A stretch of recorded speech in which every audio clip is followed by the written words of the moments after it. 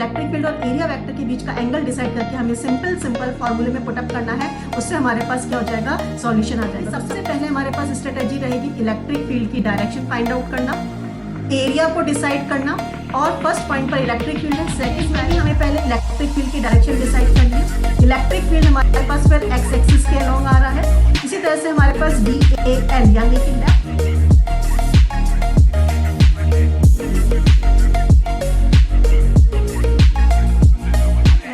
Topic start करते हैं। इससे पहले हम इलेक्ट्रिक फ्लक्स के बारे में डिटेल इंफॉर्मेशन हम ले चुके हैं, उससे रिलेटेड हमने सारे कंसेप्ट्स देखे, फॉर्मूला डेरिवेशन सीखा और हमने कई तरह के कंसेप्चुअल प्रॉब्लम सॉल्व की। और आज हम देखते हैं इसकी प्रॉब्लम सॉल्विंग स्ट्रेटेजीज क्या है, यानी फ्लक्स जब भी किसी क्वेश्चन से पूछा जाता है तो किस टाइप की प्रॉब्लम्स है और उनको सॉल्व करने के लिए हमें किन पॉइंट्स पर ध्यान देना। तो सबसे पहला क्वेश्चन हम देख रहे हैं, a constant electric field of magnitude E0 points in the direction of the positive Z axis. तो according to our figure E0 जो है वो Z एक्सिस के अंदर लाई कर रहा है, कांस्टेंट मैग्नीट्यूड का भी है।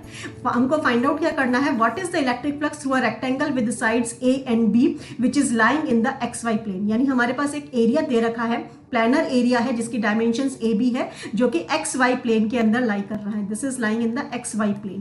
तो हमारे पास इस तरह के क्वेश्चंस में जब भी हमें फ्लक्स निकालना है तो हमारे पास प्रॉब्लम सॉल्विंग स्ट्रेटेजी क्या होनी चाहिए कि हमें उसका फॉर्मूला देखना है। तो हमारे पास फॉर्मूला क्या आता है फ्लक्स का थ्रू ओपन सरफेस E.A। अब इसके लिए भी हमारे पास सबसे पहले इंफॉर्मेशन क्या होनी चाहिए, direction of electric field. According to our given situation हमारे पास डायरेक्शन ऑफ इलेक्ट्रिक फील्ड कहां पर जा रही है, Z एक्सिस में। तो ये हमें सबसे पहला हमारा जो थिंकिंग पॉइंट होगा वो होगा इलेक्ट्रिक फील्ड की डायरेक्शन। उसके बाद हमें देखना है एरिया कहां लाई कर रहा है, माइंडेड एरिया है तो area according to our question हमारे पास कहां लाई कर रहा है, अभी XY प्लेन में लाई कर रहा है। और एरिया आने के बाद हमें जरूरत है किसकी, एरिया वेक्टर की, क्योंकि हमारे फॉर्मूले में आ रहा है एरिया वेक्टर। तो एरिया वेक्टर की जो डायरेक्शन होगी हमें मालूम है XY प्लेन के परपेंडिकुलर हमें एक लाइन ड्रॉ करनी है जो कि बाहर की तरफ जाएगी और वो परपेंडिकुलर हमारे पास जाएगा Z एक्सिस के अलोंग। इससे हमें मालूम पड़ जाता है कि इलेक्ट्रिक फील्ड वेक्टर और एरिया वेक्टर के बीच हमारे पास दोनों ही जो है Z एक्सिस में लाई कर रहे हैं। तब हम इनके बीच का एंगल देखेंगे तो थीटा क्या हो जाएगा, इस केस में हमारे पास 0 डिग्री रहेगा। थीटा 0 डिग्री होते ही हम क्या करेंगे, इस फॉर्मूले में रखेंगे तो हमारे पास क्या आ जाएगा E.A। ना अगर हम इसको ओपन करेंगे तो हमारे पास क्या आएगा EA cos 0 डिग्री, और cos 0 डिग्री 1 होता है तो हमारे पास A क्या है, हमारे पास एरिया ऑफ द फिगर है। और इस एरिया ऑफ द फिगर की जगह हम क्या लिख सकते हैं, इसकी dimensions which is A into B। तो E0 ऑफ, यहाँ सब जगह हमारे पास E0 आ जाएगा। तो E0 ऑफ AB हमारे पास इसका फ्लक्स का आंसर होगा। तो केवल 3 पॉइंट्स आपको स्ट्रेस करने हैं। सबसे पहला क्या है, इलेक्ट्रिक फील्ड की डायरेक्शन जो कि हमें फिगर से मालूम पड़ती है, एरिया किस प्लेन में लाई कर रहा है और उसके परपेंडिकुलर डायरेक्शन में एरिया वेक्टर की डायरेक्शन हमें डिसाइड करनी है। इन दोनों के बीच में जब इलेक्ट्रिक फील्ड और एरिया वेक्टर के बीच का एंगल डिसाइड करके हमें सिंपल फॉर्मूले में पुटअप करना है, उससे हमारे पास क्या हो जाएगा, सॉल्यूशन आ जाएगा। तो सबसे सिंपल लाइन में अगर हम इसका सॉल्यूशन लिखना चाहें तो फ्लक्स इज इक्वल टू, सबसे पहले फॉर्मूला लिखना है E0.A। डॉट प्रोडक्ट हटाते ही हमारे पास यहाँ पर रीजन लिखना है कि इनके बीच का एंगल जो है वो 0 डिग्री है, बिकॉज इलेक्ट्रिक फील्ड और एरिया वेक्टर दोनों ही Z एक्सिस में लाई कर रहे हैं। तो हमारे पास फ्लक्स का आंसर आ जाता है E0 ऑफ AB। तो ये हमारे पास स्ट्रेटेजी रहेगी इसको सॉल्व करने की, सबसे पहले पार्ट की। तो कितना सिंपल तरीके से सॉल्व हुआ एंड बहुत ही इजी क्वेश्चन है। इसी तरह से जब हमारे पास इसका बी पार्ट आ रहा है, बी पार्ट में क्या कह रहे हैं कि जब एरिया है XZ प्लेन में रखा जा रहा है, तो आप फिगर को यहाँ देखिए XZ प्लेन में मान लो हमने इस तरह से करके इस फिगर को रखा है। तो ये डायमेंशन A है और ये डायमेंशन हमारे पास B है।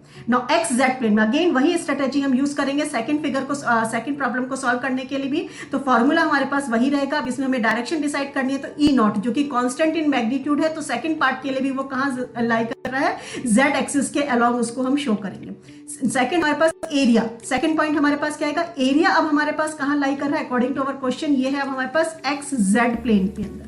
तो यहां हमें सोचना है ये एग्जैक्ट प्लेन में। अब एरिया आते ही हमें एरिया वेक्टर पे ध्यान देना है। तो हमें मालूम है XZ प्लेन के जब भी हम परपेंडिकुलर बाहर की तरफ शो करता हुआ दिखाएंगे तो अब हमारे पास कहां आ जाएगा, एरिया वेक्टर हमारे पास Y एक्सिस के अलोंग शो होगा, यानी अब हम इसको लिखेंगे Y एक्सिस। अब हम यहां से हमारा काम और सिंपल हो गया। इलेक्ट्रिक फील्ड और एरिया वेक्टर के बीच हमारे को मालूम है Z एक्सिस और Y एक्सिस के बीच में एंगल क्या होता है, थीटा 90 डिग्री होता है। अब हमें सिर्फ क्या पुट करना है, फॉर्मूले में पुट करना है। तो फ्लक्स का फॉर्मूला क्या हो जाएगा, E0A cos 90 डिग्री, और cos 90 degree is nothing but 0। तो ये हमारे पास आंसर निकल के आएगा कि फ्लक्स जब इस XZ प्लेन में लाई कर रहे हैं तो इससे एसोसिएटेड फ्लक्स हमारे पास क्या होगा, 0 होगा। तो इसका रीजन हम यहाँ क्या लिखेंगे, the direction of area vector is either along positive Y axis और towards the negative Y axis. So the scalar product of electric field with area vector is 0 giving 0 flux. तो इस तरह से हमें 2 लाइन के अंदर ही पूरा अपना आंसर प्रेजेंट करना है और इसी तरह के हमारे पास जनरली बनते हैं और इस टाइप का सिग्निफिकेंस क्या है, ये हमें दर्शाता है कि इलेक्ट्रिक फील्ड एंड एरिया के रिलेटिव डायरेक्शंस पर ही फ्लक्स का जो मैग्नीट्यूड है वो डिपेंड करता है। यानी एरिया को अगर हम किसी दूसरे प्लेन में रखेंगे तो फ्लक्स की वैल्यू 0 भी हो सकती है, और सेम एरिया को अगर यदि हम उसका प्लेन चेंज कर दें, किसी और दूसरी जगह पर अगर यदि हम उसका ओरिएंटेशन चेंज करें तो हमारे पास फ्लक्स का मैग्नीट्यूड डिफरेंट होता है। यही कॉन्सेप्ट मैंने अपने पहले भी समझा है। तो अब ये न्यूमेरिकल की हेल्प से हम समझ सकते हैं कि जो फ्लक्स है वो एरिया के ओरिएंटेशन पर डिपेंड करता है, और जब उसका हमने मैग्नीट्यूड जो है कांस्टेंट रख रखा है। नाउ सेकंड टाइप की हमारे पास जनरल प्रॉब्लम किस टाइप की आती है, अब यहां हमें देखना है uniform electric field of magnitude 10 Newton पर कूलम। अब यहां हमारे पास पर्टिकुलर वैल्यू दे रखी है इलेक्ट्रिक फील्ड की। पहले वाले क्वेश्चन में जनरल था हमारे पास, आर्बिट्रेरी नहीं था उसमें हमारे पास। अब यहां हमारे पास एक पर्टिकुलर वैल्यू के साथ ये फिगर दिया हुआ है एंड इलेक्ट्रिक फील्ड का मैग्नीट्यूड है which is directed along the YZ plane at 30 degree. अब यहां हमारे पास डायरेक्शन डिसाइड की गई है कि इलेक्ट्रिक फील्ड जो है वो YZ प्लेन के अंदर लाई कर रहा है, एंड हमें निकालना क्या है, what is electric flux of the plane surface of area 6 meter square. यानी एरिया का भी मैग्नीट्यूड फिक्स्ड है, located in XZ plane, assume that n capital lies in the positive y direction। Again हमारा ये क्वेश्चन इलेक्ट्रिक फ्लक्स से related है, तो हमारी पहली स्ट्रेटेजी क्या होगी, उसके फॉर्मूले को सोचना। तो फ्लक्स का फॉर्मूला हमें मालूम है, हमारे पास क्या हो जाएगा, E.dA हो जाएगा। यहाँ d5 लिखना है क्योंकि हमारे पास according to our given figure entire area 3 area elements में डिवाइड किया गया है, तो हमें हर एरिया एलिमेंट के लिए d5 निकालना होगा। और जब हम ये d5 निकालेंगे तो हमारे पास नेट इलेक्ट्रिक फ्लक्स क्या आ जाएगा, phi is the integration of d5 आ जाएगा, ताकि हमें उन सभी एरियाज को हमें इंटीग्रेट करना है। तो हमारे पास यहाँ पर स्ट्रेटेजी क्या रहेगी प्रॉब्लम सॉल्विंग की, हमारा जो फॉर्मूलास देखना है वो इंटीग्रेशन ऑफ E.n रखना है, यानी नॉर्मल एरिया वेक्टर देखना है। अब हम इस फॉर्मूले को यूज करेंगे, तो यूज करने की सबसे पहले हमें इलेक्ट्रिक फील्ड की डायरेक्शन देखनी है। इलेक्ट्रिक फील्ड हमारे पास कहां पर पॉइंट आउट कर रही है, according to our question this time ये YZ प्लेन में लाई कर रही है। ना अगर हम एरिया वेक्टर, जो एरिया वेक्टर है हमारे पास, एरिया भी जो हम देख रहे हैं, area vector according to our question it is lying in the XZ plane. अब एरिया जो है XZ प्लेन में है, तो हम इसका अगर यदि परपेंडिकुलर वेक्टर ड्रॉ करेंगे, तो परपेंडिकुलर वेक्टर यानी एरिया वेक्टर की डायरेक्शन हम किससे दिखाएंगे, n कैप से दिखाएंगे। तो ये एरिया वेक्टर n कैप से यहाँ पर शो कर रखा है। नेचुरली है XZ प्लेन के परपेंडिकुलर वाली दिशा कौन सी होगी, हमारे पास Y एक्सिस। बस इतना, यही इस पॉइंट पर हमें स्ट्रेस देना है कि हमारे पास एरिया XZ प्लेन में लाई कर रहा है, तो उसका एरिया वेक्टर Y एक्सिस में आएगा। ऑलरेडी यहाँ हमारे पास इलेक्ट्रिक फील्ड जो है YZ प्लेन में लाई कर रही है, और वो जो एंगल बना रही है वो 30 degree above the XY plane, यानी Y एक्सिस से 30 डिग्री का एंगल बना रही है। तो यहाँ हमें थीटा को क्या रखना पड़ेगा, थीटा इक्वल्स टू 30 डिग्री। अब हमें सिंपल इस फॉर्मूले में पुटअप करना है। तो नेक्स्ट हमारे इसके स्टेप्स हम देखेंगे। नेक्स्ट हमारे स्टेप्स क्या आ रहे हैं, angle between the uniform electric field E and unit normal vector is 30 degree. Therefore, using the open surface equation, electric flux हमारे पास क्या आ जाएगा, फॉर्मूला हम रखेंगे ये E.n cap vector dA, that is उसको खोलेंगे तो हमारे पास EA cos थीटा आएगा। अब हमें सिर्फ मैग्नीट्यूड रखना है, इलेक्ट्रिक फील्ड का मैग्नीट्यूड हमें दे रखा है, एरिया का मैग्नीट्यूड हमें दे रखा। इस समय मैंने आपको एक्सप्लेन किया है कि cos थीटा में थीटा को हमें cos 30 डिग्री की वैल्यू रखनी है। इन तीनों को सॉल्व करते ही हमारे पास आंसर आ जाएगा 52 न्यूटन मीटर स्क्वायर पर कूलम। यहाँ सबसे इंपॉर्टेंट पॉइंट जो एक और स्ट्रेस देने वाली बात है कि हमें ये SI यूनिट में होना चाहिए। इलेक्ट्रिक फील्ड भी हमारे पास SI यूनिट में है, एरिया भी हमारे पास SI सिस्टम है, तो नो नीड टू कन्वर्ट। तो हमें डायरेक्ट सिंपल सब्स्टिट्यूट करके सीधा इसका हमें आंसर फाइंड आउट करना है। तो आई होप इस टाइप के क्वेश्चन, पहला वाला क्वेश्चन एक जनरल क्वेश्चन था, ये पर्टिकुलरली वैल्यू बेस्ड क्वेश्चन है। सब में इतना सिंपल है। स्ट्रेटेजी हमारी क्या रहेगी, सबसे पहले हमारे पास स्ट्रेटेजी रहेगी इलेक्ट्रिक फील्ड की डायरेक्शन फाइंड आउट करना, एरिया को डिसाइड करना, और फर्स्ट पॉइंट पर इलेक्ट्रिक फील्ड है, सेकंड प्रायोरिटी आपकी एरिया है, और थर्ड प्रायोरिटी में आता है आपका एरिया वेक्टर। तो आपको एरिया वेक्टर पर स्ट्रेस करना है कि एरिया वेक्टर किस डायरेक्शन में जाएगा, और हमें फॉर्मूले को सिंपल यूज करना है। You will get the answer.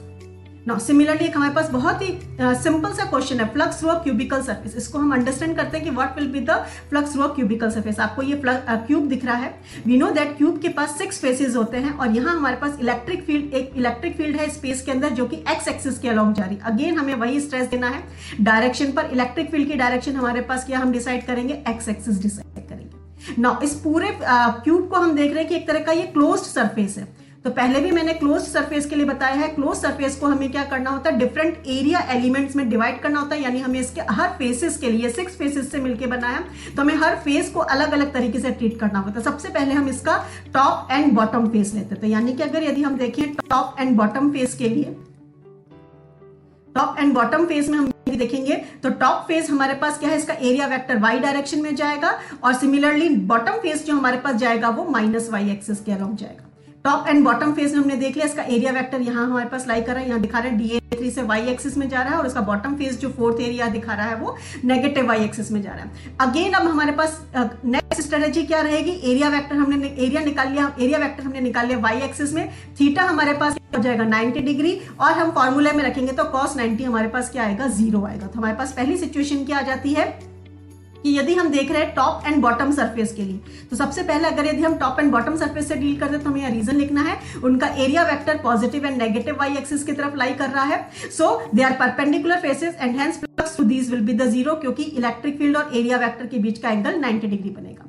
Now next अब हम कौन सा वाला लेते हैं, सेकंड फेज हम ले रहे हैं front and back surface. Now let us see, front हमारे पास कहां पर है, ये वाला फ्रंट बाहर की तरफ आ रहा है जेड एक्सिस के लॉन्ग, उसका बैक फेज जो जाएगा माइनस जेड एक्सिस के लिए। तो अब हम नेक्स्ट क्या लेंगे, फ्रंट एंड बैक सरफेस। इसके लिए हमें क्या थिंक आउट करना है, सबसे पहले इलेक्ट्रिक फील्ड की डायरेक्शन डिसाइड करिए। इलेक्ट्रिक फील्ड वही हमारे पास एक्स एक्सिस के अलोंग पॉइंट आउट कर रही है। दिस टाइम हमारे पास जो एरिया वेक्टर दे रखा है इसको हम DA वेक्टर से डिनोट करते हैं। तो DA वेक्टर हमारे पास दोनों फेसेस के लिए, front portion and back portion के लिए आएगा positive Z axis and negative Z axis. यहां हमारे पास आएगा positive Z axis and negative Z axis. Again angle between electric field and area vector हमारे पास theta is equals to 90 degree हो जाता है। तो cos 90 हमारे पास अगेन 0 होता है। तो electric flux associated with the front and back face will also be the 0, क्योंकि उनके बीच का एंगल 90 डिग्री हो रहा है। तो यहां में सिंपली ये लिखना है, field lines to the front and back surface जो कि हमारे पास पॉजिटिव और नेगेटिव जेड एक्सिस की तरफ लाई कर रहे हैं, they are perpendicular to the faces, hence flux through these will be the 0, क्योंकि इलेक्ट्रिक फील्ड और उनके बीच का एंगल 90 डिग्री बन रहा है। नेक्स्ट अब हम देखेंगे, अब बाकी के हमारे पास दो फेसेस और बचे हैं। कौन से फेसेस हैं, एक हम देंगे इसको राइट फेस और इसके पीछे का ले लेंगे हम लेफ्ट फेस। तो सबसे पहले हम राइट फेस के लिए देखते हैं। राइट फेस के लिए हमारे पास क्या है, इलेक्ट्रिक फील्ड की डायरेक्शन हमें डिसाइड करनी है। इलेक्ट्रिक फील्ड वही एक्स एक्सिस के अलोंग लाई कर रही है, लेकिन पर इस टाइम अगर यदि हम एरिया वेक्टर DAR को अगर यदि हम देखें तो एरिया वेक्टर हमारे पास कहां पर आएगा, इसका जो राइट फेस है उसको हम बाहर की तरफ खींचेंगे तो ये पॉजिटिव एक्स एक्सिस की तरफ आएगा। नाउ पॉजिटिव एक्स एक्सिस की तरफ दिस टाइम हमारे पास angle between electric field and area vector 0 degree आ रहा है। तो cos 0 डिग्री 1 होता है, तो हमारे पास जो फ्लक्स एसोसिएटेड हो जाएगा हम उसको कहेंगे फाई आर। फाई आर क्या बनेगा हमारे पास, E इंटू DA। माइंडेड, ये हमारे पास फ्लक्स बनेगा E into DA phi R के लिए। सिमिलरली अगर हम इसका लेफ्ट फेस देखें, सिमिलरली अगर यदि हम यहाँ पर लेफ्ट फेस देखें तो लेफ्ट फेस में भी हमें पहले इलेक्ट्रिक फील्ड की डायरेक्शन डिसाइड करनी है। इलेक्ट्रिक फील्ड हमारे पास फिर एक्स एक्सिस के अलोंग आ रहा है। इसी तरह से हमारे पास DAL यानी कि लेफ्ट फेस का एरिया वेक्टर डिसाइड करना है, तो वो इस टाइम माइनस एक्स एक्सिस की तरफ जाएगा। ये देखना है क्योंकि जो क्लोज सरफेस है हमेशा अंदर से बाहर की तरफ ही जाएगा, तो पीछे वाली एक्सिस में हमारे पास नेगेटिव एक्स डायरेक्शन है। इस सिचुएशन में हमारे पास थीटा क्या बन जाएगा, theta comes out to be 180 degree. और cos 180 डिग्री फॉर्मूले में रखते हैं हमारे पास माइनस में आंसर आएगा, तो हमारे पास flux associated with the left face क्या हो जाएगा, माइनस ऑफ EDA हो जाएगा। और जब हम फाई आर और फाई एल को ऐड करेंगे, क्योंकि हमें नेट सम अप करना है यानी सारे फेसेस का फ्लक्स हमें ऐड करना है, तो EDA माइनस ऑफ EDA अगर यदि हम देखेंगे तो वो हमारे पास अल्टीमेटली फिर 0, नेट फ्लक्स हमारे पास क्या आएगा, 0 आएगा। तो इसका भी सॉल्यूशन हम देख लेते हैं किस तरह से अभी हमें एक्सप्लेन करना है। Let us see.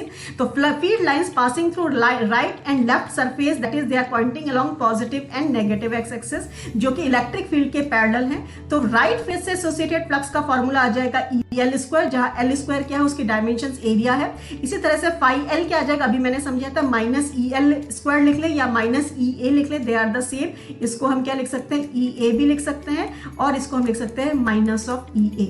तो ये दोनों मिलकर के जब हम एडअप करेंगे तो हमारे पास नेट फ्लक्स क्या आ जाएगा, 0 आ जाएगा, and hence net flux through the cube is 0। इस तरह से हमने 3 स्ट्रेटेजिक प्रॉब्लम्स देख ली, जनरल केसेस देख लिए। जो भी क्वेश्चन बनेगा इसी टाइप की प्रॉब्लम्स में से बनेगा, और आई होप कि आपको सॉल्व करने की भी स्ट्रेटेजी समझ आ गई हो।